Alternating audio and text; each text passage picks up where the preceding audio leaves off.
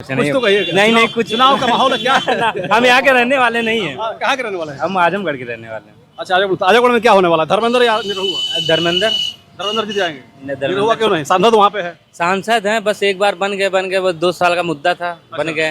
अब नहीं बनेंगे। अब नहीं, धर्मेंद्र जीत रहे हैं इस बार। एकदम धर्मेंद्र एकदम जीत रहे हैं। गुड्डू जमाली वजह से आ रहे थे 10-12 हजार वोट से, अब की बार मिल गए, वो MLC हो गए, अच्छा, तो अब की बार आराम से निकल जाएंगे। धर्मेंद्र जीत जाएंगे।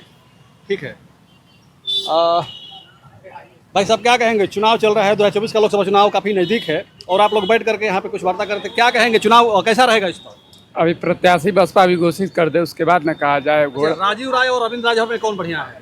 राजीव राय राजीव राय बढ़िया है, एकदम बेस्ट नेता है। क्यों? क्या उनके अंदर क्या दिखा? लगातार चले हैं भाई, देखिए 2014 का चुनाव भी लड़े वो, उसके बाद यहाँ से गए नहीं, वो लोगों के बीच में रहे, सबके सुख दुख में रहे वो। अच्छा, भाई सब तो कह रहे हैं कि यहाँ पे राजीव राय कभी दिखे ही नहीं, यहाँ पे कोई काम ही नहीं करवाए। नहीं, ऐसी बात नहीं है, ऐसी बात नहीं। 2014 का चुनाव लड़े उसके बाद फिर घोसी में कभी दिखे नहीं।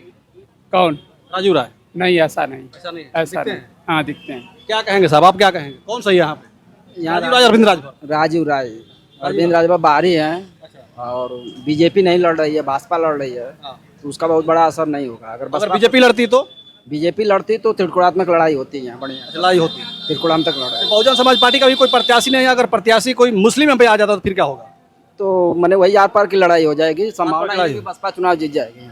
बसपा चुनाव जीत सकती है? हाँ, पूरे 100%। अगर बहुजन समाज पार्टी का प्रत्याशी का तो मान आ जाए, जिसे अरशद जमाल की चर्चा हो रही है, अगर ये आ जाते हैं चेयरमैन साहब, तो चुनाव जीत जाएंगे। लड़ाई सपा से ही रहेगी, सपा बसपा की ही लड़ेगी, यानी कि राजभर एकदम खत्म रहेंगे, तीसरे पर रहेंगे। अच्छा, बीजेपी लड़ती तो संभावना होती, लेकिन बीजेपी नहीं लड़ रही है, वो जान नहीं है। अच्छा, घोसी में सामान्य वर्ग का भी वोट बहुत ज्यादा है, तो सामान्य वर्ग का वोट इस समय किधर जाएगा? क्या राजीव राय के साथ रहेगा या राजभर के साथ जाएगा? नहीं, राजभर के साथ नहीं, राजीव राय के साथ। राजीव राय के साथ रहेगा। क्या कहेंगे भैया, सामान्य वर्ग का वोट इस बार किधर जाएगा आपके हिसाब से? अब बसपा देखिए घोषित किसको करती है, उस हिसाब से सामान्य जाएगा। सामान अभी फिलहाल राजीव राय के साथ। राजीव के साथ है पक्का? भाई साहब उधर भी सभी लोग यही कह रहे हैं कि यहाँ पे राजीव राय काफी मजबूत है और राजीव राय चुनाव जीतेंगे। ऐसा है ना कि चुनाव 4 जून को आएगा रिजल्ट ना, उस दिन सब लोग देख लें कौन जीत रहा है कौन हार रहा है। ये तो कह रहे हैं कि सामान्य वर्ग का वोट भी राजीव राय के साथ जा रहा है। नहीं भाई, अपने एंगल से सब लोग देख रहे हैं, देखने से थोड़े नहीं होगा। ये लोग तो बोल रहे हैं कि इंडिया जीत रहा है, इंडिया कहाँ जीत रहा है? थोड़ा सा रिजल्ट आने दीजिए 4 दिन। इंडिया को हराने वाले लोग हैं, इंडिया को हराने वाले लोग हैं। इंडिया को ये लोग जीतना देखना पसंद नहीं कर सकते, ठीक ना? इंडिया को ये हमेशा लोग हराने वाले रहे हैं।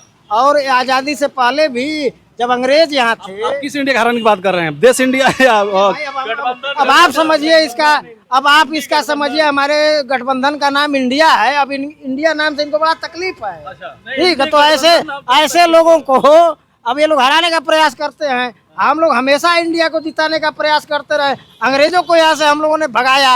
अब कुछ अंग्रेज, काले अंग्रेज जो हैं, आज चंदा चोरी करके देश के पूंजीपतियों से चंदा ले करके और ब्लैक तरीके से चंदा ले करके ये जो बैठे हैं, इन लोगों को हराने का काम इंडिया गठबंधन के प्रत्याशी और घोसी से बिगुल बजेगा, घोसी से बिगुल बजेगा। अभी उपचुनाव हुआ था ना, ये लोग उस समय भी कह रहे थे, इनके पूरे मंत्री लग गए थे। 5 मिनट में एक मंत्री जाता था घोसी उपचुनाव में, लेकिन 50,000 वोटों से वो चुनाव हार गए। दारा सिंह चौहान जी और सुधाकर सिंह जी चुनाव जीत गए। घोसी उपचुनाव में बहुजन समाज पार्टी का कोई प्रत्याशी नहीं था, तो उसका फायदा मिल गया समाजवादी पार्टी को इस बार। तो ये मान रहे हैं ना कि फायदा मिल गया समाज, तो बसपा का भी मतदाता चालाक हो गया है, समझदार हो गया है। अगर कहीं झोपड़ी में आग लगी है और सारे लोग बाल्टी का पानी लेकर के बुताने का उसको प्रयास कर रहे हैं और कुछ लोग उसको तमाशा देख रहे हैं खड़े होकर के, तो लोग समझ रहे हैं कि किसकी मंशा क्या है। आज देश का संविधान और लोकतंत्र की बचाने की लड़ाई है। आज जिस तरीके से महंगाई बढ़ी है, जिस तरीके से बेरोजगारी बढ़ी है, जिस तरीके से एक सरकार हिटलर शाही सरकार जो चल रही है, जो लोगों पे अत्याचार कर रही है,